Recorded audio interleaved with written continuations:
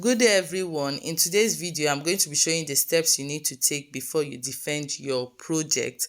And remember that your project is a 6 unit course and it's something that will flow from your very first semester to your second semester before or after you finish your exams.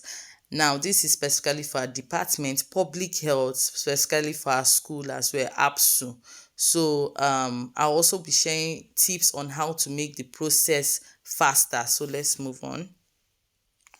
So the very first thing is to get your topic approved by your supervisor. Here you submit 3 topics to your supervisor and your supervisor will choose just one topic for you to do.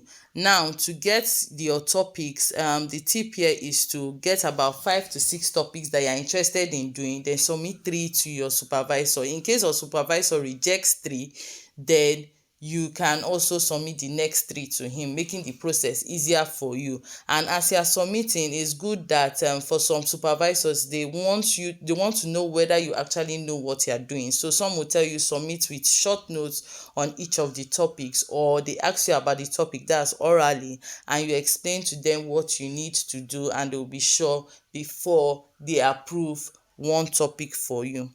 For the next step, which is topic plagiarism check, here you are going to meet me to submit the approved topic by your supervisor with the signature penned down.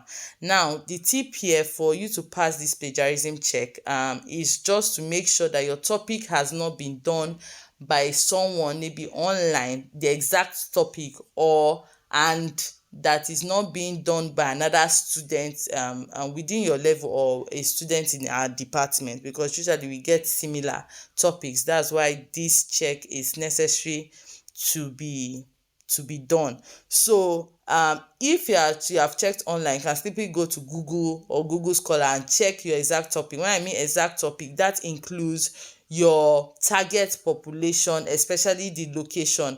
Now, another tip is that don't choose common topics like drug abuse and modern contraceptive or contraceptive use, and don't choose common locations. If you choose a common topic, don't choose a common location. Choose locations that you are sure that have not been done.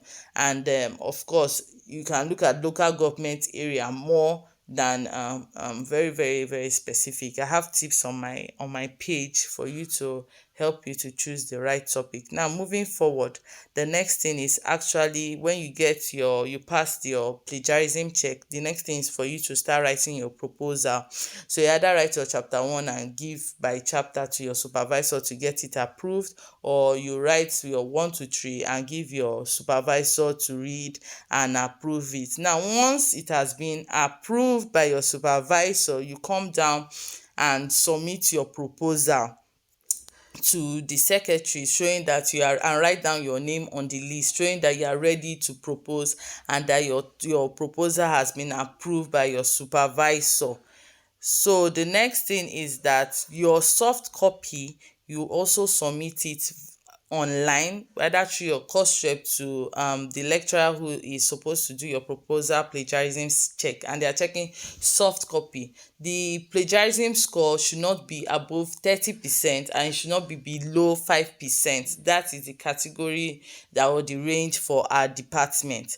So you submit the soft copy, and it's advisable, the tip here is that you should do a plagiarism check on your own before you submit to the department to check it, so that in case it's high, you can easily correct it, make corrections and reduce the plagiarism level before you submit it to the department. Because your class, you are plenty in number, we're handling a large class, so for someone to check it, it's your opportunity comes once, and for you to get another opportunity for them to check it again is going to be quite difficult. But if you are in the situation where you have already submitted your work and the plagiarism score is high, you need to submit another one, it's good to indicate that this is the updated one in the subject of your email, so that the person, whoever is checking it, will not check the former one again, but will check the recently updated one. You can even put the date there so that they know that it's recently updated for them to check. But it's advisable that you check with people that have plagiarism checkers, full plagiarism checkers in your in computer shops, or you do it section by section online by yourself. I hope this is clear. Then the next stage is the actual proposal defense. Now, for your name to come out in proposal defense list, it means that you have passed through all these stages, you have been cleared, and that your name is on the list. No name is ever skipped except it has a problem. For example, if your plagiarism score is high, you will not defend, or your proposal has not been approved by your supervisor, or you missed your defense. So these are usually the common reasons why people don't get to defend their proposal. Now, during your proposal defense, of course, you have to note down your corrections that are going to be made. So you have to come with somebody that will write your work, or assign someone in your class to do that for you, and also make sure that you actually write your correction as is being written down. Of course, your slides should be prepared so that your lecturers or whoever is examining you will actually see what you are doing. When you are submitting your proposal, you have to submit 3 copies of your proposal so that we all have what to look at. Now, during proposal, your work is either cleared or tentatively cleared or redo. If you're asked to redo, that means you have to redo the defense again. If it's tentatively cleared, that means you have to make the corrections and come and show me or whoever is appointed to show that you have effected the correction they told you to make. Especially people that are tentatively cleared have major corrections to do, and also to make sure their supervisor has seen your corrections and has approved it again, then before you move on to the next stage. If you are cleared, that means you can go ahead to carry out your field work and write your chapter 4 and 5, completing your project report. Now, when you complete your project report, you give it to your supervisor to approve your project report. That's the full work. Then after that, you now submit it for clearance. The clearance here for external defense clearance, that's your full work, is to ensure that you have followed the guidelines of the department. Now, there will be a template that will be drawn up so that you can easily impute your chapter 1 to 5 according to the font size needed. Usually the font size for our department is 12, and I think either double line spacing is needed to actually write your work. So if you don't follow the guidelines, you will not be cleared. When I mean guidelines, I mean your method of, for example, your chapter 1 is where it's supposed to be. The things under your chapters are there according to the guidelines.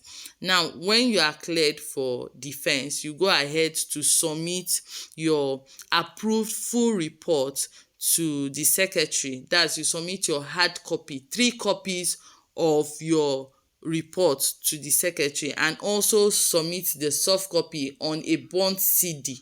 You burn it on a CD, that is, you submit your soft copy on a CD. Now, when you are done, you also write your name to show that you are ready for defense, external defense. Now, the next stage, of course, is we'll also do a report plagiarism check, and that's where we check.